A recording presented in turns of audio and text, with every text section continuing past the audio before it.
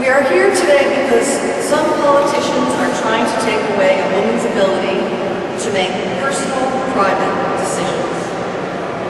We are asking the court to block an attempt to essentially outlaw all abortions past 12 weeks, so early that a woman might not know the complete health and status of her own pregnancy.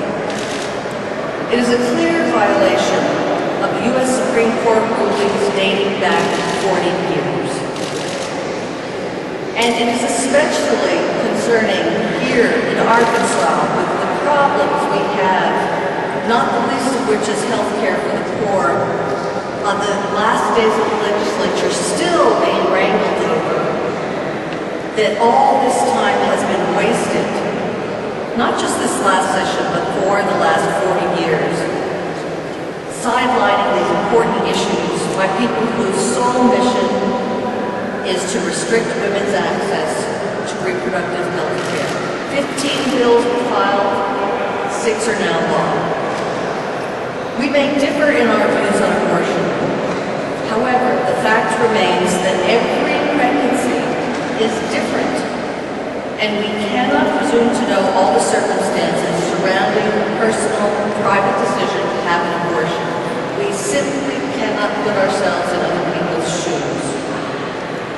The U.S. Supreme Court has recognized that the Constitution protects a woman's ability to make her own decision about abortion, but our state legislature ignored the law and voted to take a woman's decision-making ability away. So now it comes to this. We must ask the court to make sure that this decision stays with the woman, her family, and her doctor where it belongs. While we're optimistic that the court will rule in favor of letting women and families make private decisions free from political interference, we know that extremists won't stop attacking reproductive health care. Just last week, the state House passed a bill that targets educational programs designed to prevent the spread of HIV and sexually transmitted infections among young people, and could prevent organizations like Planned Parenthood from simply sharing information. Today, we are proud to stand up and protect women's health care, but we are deeply saddened that politicians have forced us to turn to the court to do so.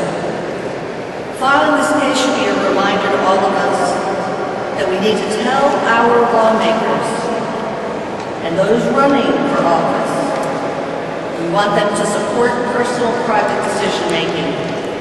It's only with all options available to her that a woman has the opportunity to make the best decision for her and her circumstances. Honestly, we hate to take the state's time and money that could be spent on things like education and healthcare for poor people, but we've been forced to do this by people who have no respect for the Constitution and the Supreme Court, as I see it. Thank you.